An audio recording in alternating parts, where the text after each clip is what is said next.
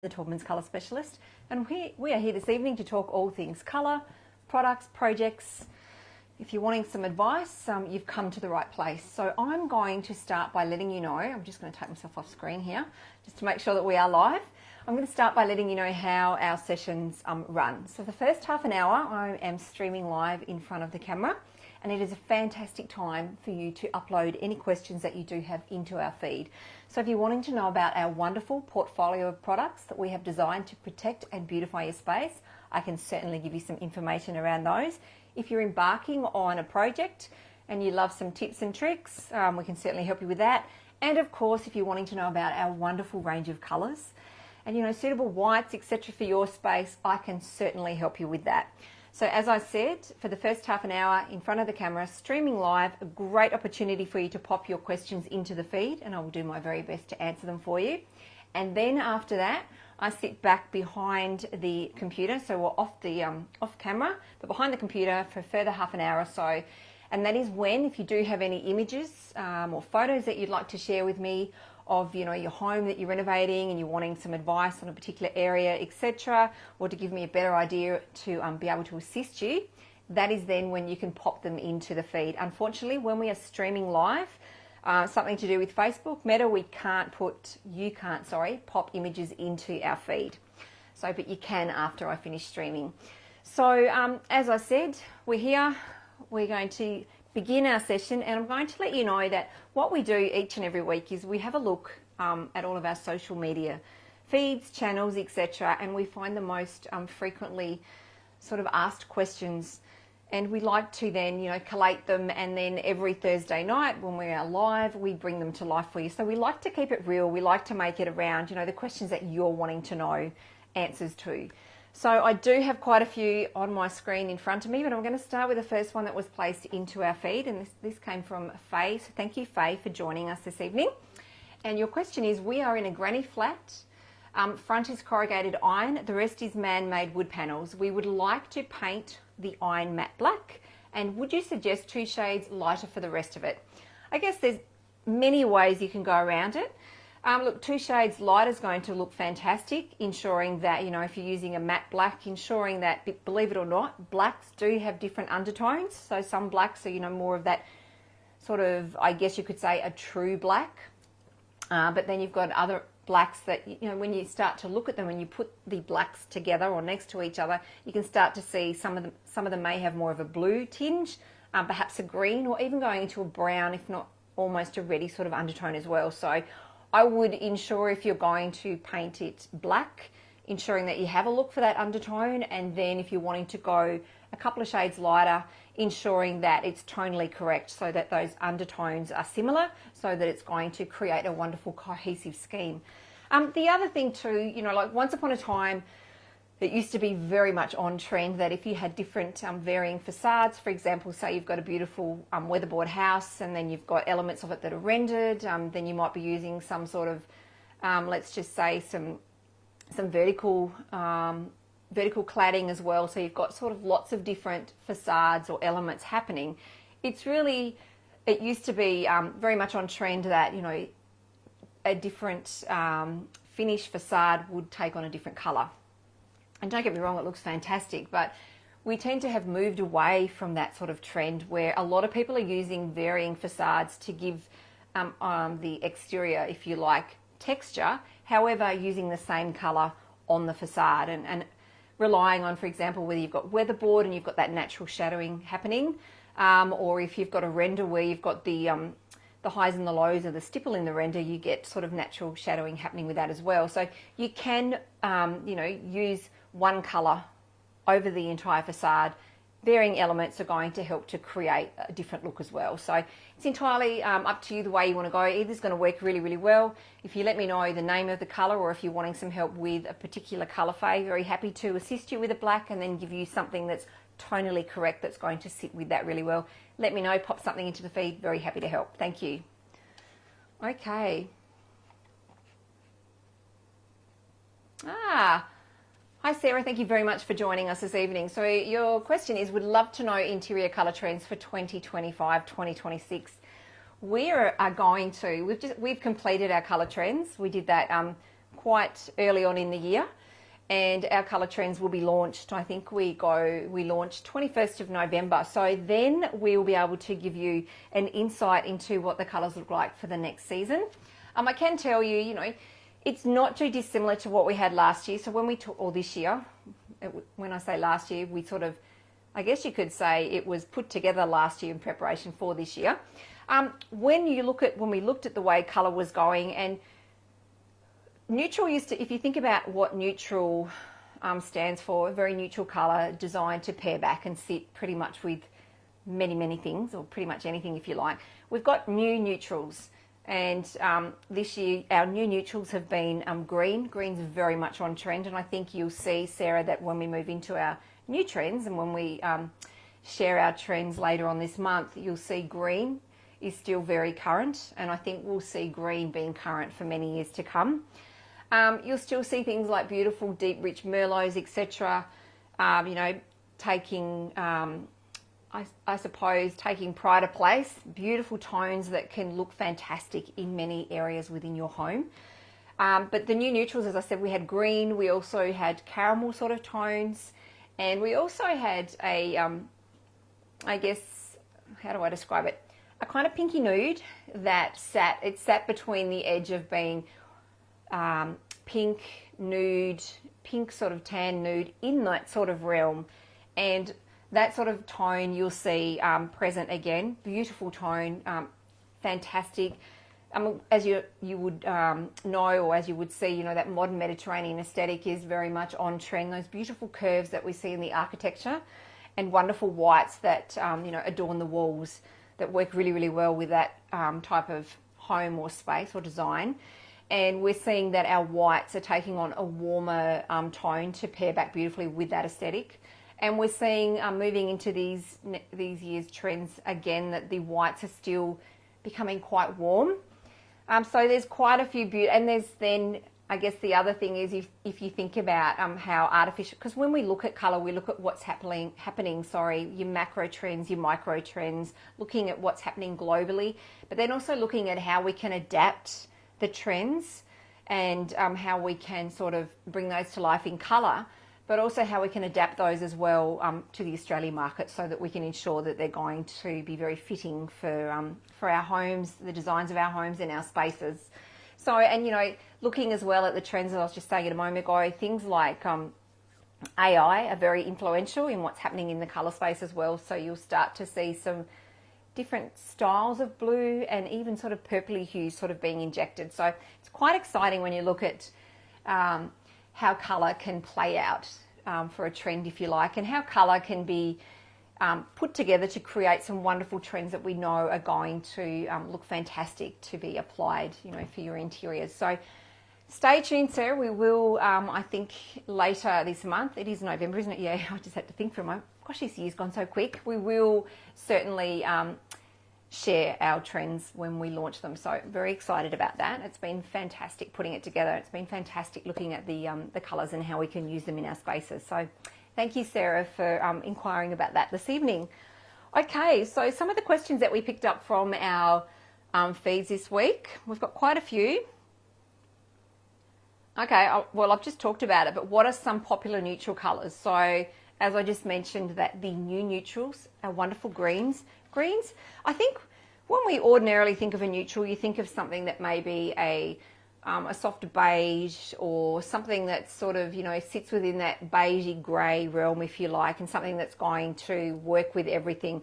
But don't discount how well green can work within your space, and how it pairs back beautifully with elements of timber, beautiful stone, terracotta, etc. And there's so many varying hues of green, so there's bound to be something that's going to sort of suit and appeal. So greens for me, when I look at neutral style greens, I mean, we've all heard, and I'm sure everybody has heard about sage style greens. They've been trending for a while, and I imagine that they still will be. But going into, and I'm going to hold up this blade on the fan deck, it's one of my favourites. And there are some fantastic tones on here. Now, bear in mind that you are looking at, depending on the pixelations in your screen, the color that I'm showing on screen can vary. So I always recommend that I'm talking about a color that takes your fancy, to write it down and then acquire or grab yourself a sample pot, and then you can test the color.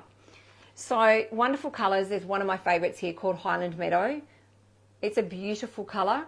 It sits really, really well for interiors, works wonderfully well with warmer whites, even cleaner whites as well.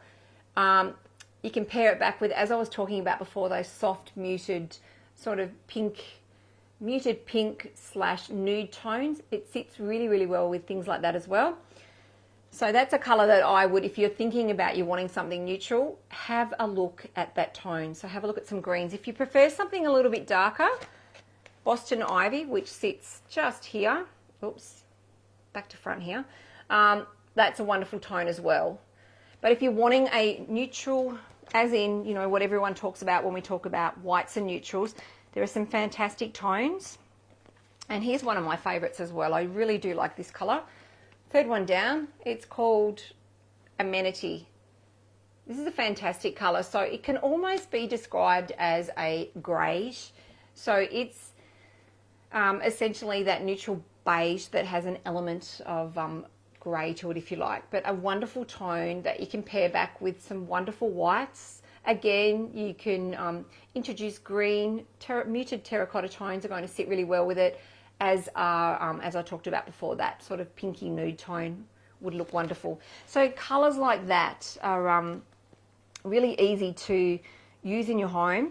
If you're wanting a white, and we're going to talk about whites, yeah, what white can you recommend that's modern and won't age? But if you're wanting some wonderful whites, I'm going to start with my all-time favourite, which is this colour here. It's called Crisp White. And for those that are watching or have watched before, Crisp, and you'll know that I'm going to talk what I'm going to say about Crisp White. Crisp White is a fantastic white. It's very adaptable, and it will, if you're beginning a journey and you're looking for a white for your home, for your interior, and you're not sure where to begin, because I know when you stand at the colour wall, there are many whites, soft greys, neutrals, etc. And it can be quite daunting, and it could actually be quite overwhelming. And it's like, where do I start? So Crisp White is our #1 white, and it is the most fantastic white, adaptable white. It has, so when you look at what makes whites white, so they all start out with a white base. So you're going to select a can of white paint. For example, let's talk Taubmans Endure, which is our hero interior product. It's a fantastic product. It starts out with a brilliant white base, and what makes white paint white is, for us, we have a high amount of titanium dioxide. So you're starting off with a really wonderful white base. And then it's adding various tints to the white base to create varying white. So when you stand at that wall and you're looking at all of the different shades of white, 50 shades of white, there are varying tints in each white that are used to create that color. So, you know, some might have a splash of black, red, and maybe even a hint of blue in them. But for Crisp White, it has one tint, which is raw umber. And when you look at raw umber in the, let's just say, in the canister that it comes in, you open the colour up and it's like, oh, okay, it's certainly not something that you want to put straight on your walls. It's a murky brown, but when it is used and for tinting purposes, like when it's used in creating the colour Crisp White, what it does is it gives you a wonderful white that has a very soft, I like to say it almost has a soft glow to it. And it is fantastic. And the beauty of this colour is that you can use it in areas where, you know, you've got rooms that are drenched in natural sunlight or rooms that lack light. Ordinarily, some people say, and you know, there are lots of, when you're looking at whites, there are lots of tips and tricks associated with it. And if you have a room that's sun drenched, if you like, a cooler white tends to work really, really well. And if you have a room that lacks light, using a warmer style white is going to work really well, because it's going to create a little bit of warmth into that room. Whereas if you put a cool toned white in a room that lacks light, it can actually make the room feel quite dull. and grey and gloomy. It's not really you're not creating a wonderful aesthetic, very inviting aesthetic, let's just say. So using crisp white, you can use it in all areas of the home, regardless of whether you've got lots of light, minimal light, etc. And it's going to perform and work really, really well. So that would be my white of choice. I know it's going to stand the test of time, and I know how well it pairs back with with everything, if you like. The one suggestion that I would make, if you are looking at painting and testing a colour, it's really crucial that you grab yourself a sample pot and you test the colour within your environment, because all colours can take on the surrounds. So for example, for an interior, if you've got beautiful old wooden floorboards that are quite warm or quite golden, the walls can take on a golden sort of hue at certain times of day when you've got that sunlight hitting the floorboards, if you like, and it's projecting onto the walls.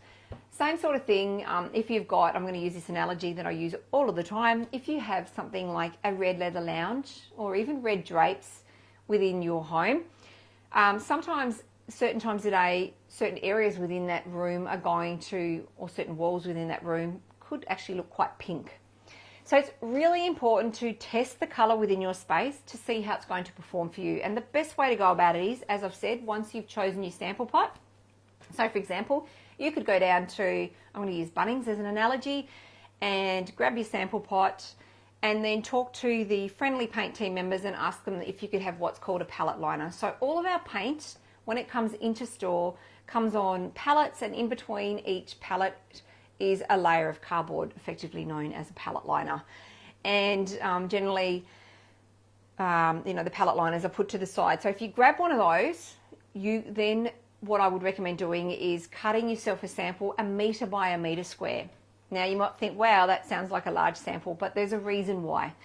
So once you've got yourself a sample, giving the piece of cardboard 3 coats of paint. So ordinarily our paint, for example, in jewelry is a 2-coat system, but that first coat is going to act as an undercoat, just for these sort of purposes. If you were doing new gyprock, I wouldn't recommend that. I'd recommend using something like 3-in-1 because it has exceptional filling properties.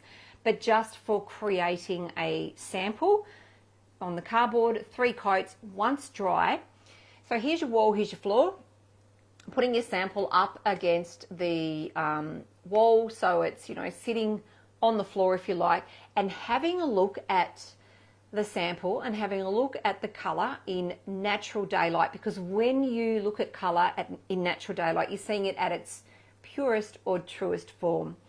Then what I would recommend doing is having a look again at the colour in this position of an evening when you've got artificial lighting on, so you can see how your lighting could potentially affect the colour.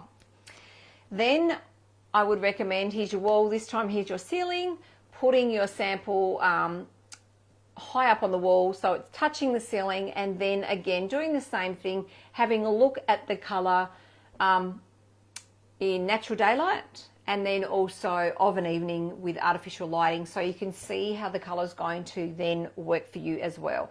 Doing this is going to give you a really good indication, or a really great idea of how well the colour will perform.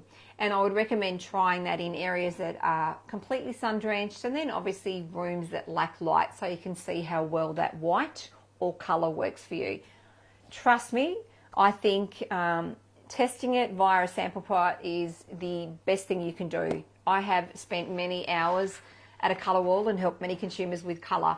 And for example, I've had a customer that said, oh, my friend painted, I don't know, I can't remember back then what the colour was, a particular colour, and it looks fantastic in her home. I asked her what it was. I grabbed myself, we didn't worry about a sample pot, we just bought the paint, we took it home, we've painted out the room, it looks nothing like hers. And that can be because of, the position that the room faces, for example, how much lighting, etc. it gets, and then the elements that exist within the space compared to the elements that exist within your friend's space. So colour can really change. So sample pot, test it for yourself, then you won't be disappointed. Okay. Oh, here's another question. Should I keep the walls and trims the same colour? That's a really good point. So I guess there's one way to look at it, and we can use colour for trickery if you like, so you can create the illusion of more space. So if you've got a small room and you're wanting to make it feel larger, if you were to paint your ceiling, walls, doors and trims in the same colour, it's going to create that illusion of more space. And the reason being is when you've got, here's your wall, here's your ceiling, if you've got a different colour on the wall, what happens is your eye sort of casts its eye over the room, if you like. You're looking over the room and you stop where there is that change of colour. And then subconsciously, excuse me, you can, I'm doing it right now, you can sort of size up the room and, look at it and go, okay, it's a small space. Whereas when you've got that one colour up and over, the eye doesn't have anywhere to really stop. And so it sort of looks up and over and it's like, okay, this space feels, it feels quite big, so to speak. So you can use colour to create that illusion. But here's the thing, if you want to do that, and trust me, it looks fantastic, I do it, I recommend, and I do that quite regularly. For a ceiling, you want to make sure that you use the right products so that you can achieve that look, because every product is fit for purpose. And as I was talking about before, you're doing your 3 coats when you're creating your sample for testing. But if you're painting the interior of your home and you've got new bare gyprock, you're going to want to use something like 3-in-1 First, which is a primer sealer undercoat. It has exceptional filling properties, because when you look at new gyprock or plasterboard, it has very tiny, very small, tiny pinholes within. And so using something like 3-in-1 has exceptional filling properties, is going to fill that, and it's going to help you to then, when you do your two top coats of something like Taubmans Enjoy, it's going to give you a much smoother finish. So I'd start off with that if you've got bare gyprock, but for your ceiling, you're going to want to use something like Taubmans Ceiling White in a flat. The reason we say flat is because using a flat paint is going to help hide any imperfections, and it's going to stop glancing light. So it's really important, because the flatter the paint, the better hiding properties it has, if you like. And so if you were to put, for example, something like a gloss on your ceiling, it's going to bring to life every little imperfection, and of course your light's just going to be sort of bouncing, which we don't want. So, and then for your walls, it's entirely up to you if you prefer a matte finish, or I can tell you that Taubmans Endure, something like that, in a low sheen. A low sheen generally tends to be the most utilised sheen level on interior broad wall. And then for your doors and trims, personal preference, whether you prefer a semi-gloss or a gloss finish. But what I would recommend using is something like Taubmans water-based enamel. So using a water-based enamel there's a few reasons why. It is a lot quicker drying time. It is non-yellowing, so you want it to stay, especially if you're doing, this all over one colour, you're wanting it to stay true to colour. So using a water-based enamel is not going to golden up, which old traditional oil-based enamels are renowned for. And it has minimal smell, so your VOCs, those volatile organic compounds that are emitted into the air as paint dries. So we want to have, we don't want to have too many of those.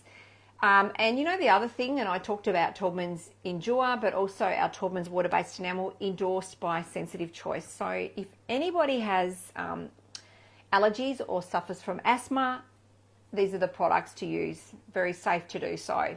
So that's what I would recommend, and ensuring that you have, products that are fit for purpose. The other thing too that I've been asked about is how can you go over a oil-based, if your doors are oil-based, can you go straight over the top? If your doors are already an oil-based finish, of course you can sand them right back, prime, then top coat. Or what I would recommend, if you're not sure if they're oil-based, you can do what's called a metho test. So getting some methylated spirits onto a rag, rubbing it onto, your trim or your door, the painted finish. If it comes off, it's generally a water-based finish. If it shines up, it's an oil-based finish. If it is an oil-based finish, you're going to want to give it a coat of, as I mentioned before, Taubmans 3-in-1. That's going to be It's going to act as the binding coat, so it's going to give you, it has adhesion properties, so it will then allow you to do 2 top coats of your water-based enamel onto that, so it will stick and the water-based enamel will perform as it should, because enamels are generally very hard wearing, designed to handle a lot of knocks, etc. So I hope that helps. What else do I have here? What colour schemes do you recommend for exterior?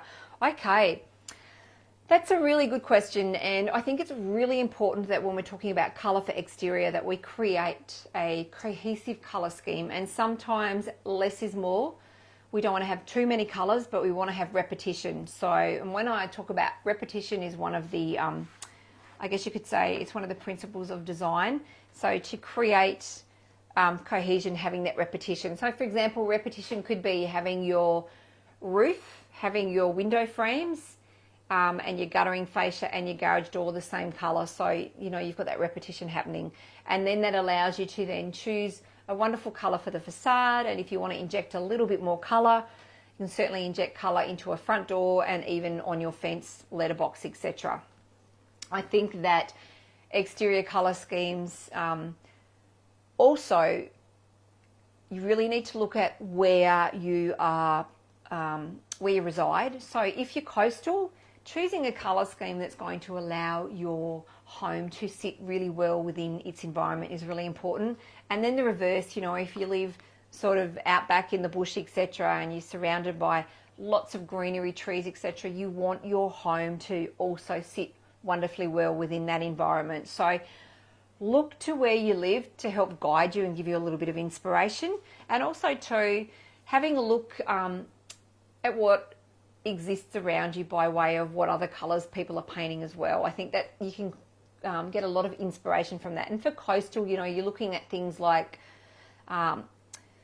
obviously coastal can take on colours of the sea, if you like. That's just one idea. So you can go from beautiful deep sort of sea bluey green style tones to soft sea foam colours, right down to, you know, sandy tones, even down to soft white. So there's so much that can happen when you're looking at a coastal aesthetic.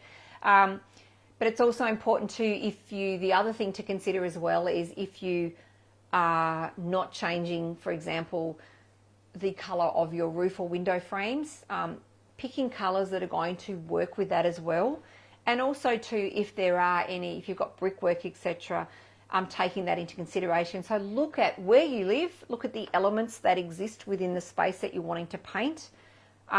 Have a look at what stays, so the colours that are already there that you have to work with, you know, what you're prepared to change, and then you can build a colour scheme from that. So, and for me, it's generally, you would have heard, or if you haven't heard, there is another design sort of rule, 60-30-10, 60% is your main colour, 30% is your secondary colour, and then 10% is an accent colour. So 60% could be your overall facade colour, 30% can be things like your roof, window frames and your garage door, and then that 10% accent colour could be your front door and even a fence or a letterbox, etc. So if you think about something like that, you are pretty well guaranteed to create a wonderful colour scheme and get that balance of colour right, because that's really important. What else do I have here?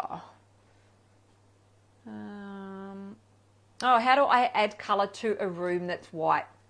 That's a really good question. Okay, so we know that white is a very, white's a very much loved colour, whether it be for use on exterior facades or whether it be used internally. And, you know, I know a lot of people we're moving away from just having an all over white sort of feel, and we are starting to see a trend move towards using a lot of colour. Not everyone is comfortable with that, and it's fine. You know, colour's such a personal choice, but you can inject colour. So if you do have an all over white space and you're wanting to add colour, you can add colour to, it can be as simple as just, you know, adding colour to your door and selecting a tone that works with your white and working with, you know, accessories, etc., that you have within that space as well. So if you paint your door green, and say it's a lounge room that you're doing, painting a door green in the lounge room then adding some of that sort of same tone of the green for accessories, like it might be throws, cushions, etc. So you're creating, as I mentioned a moment ago, you've got repetition happening, and it helps to create that cohesive color scheme.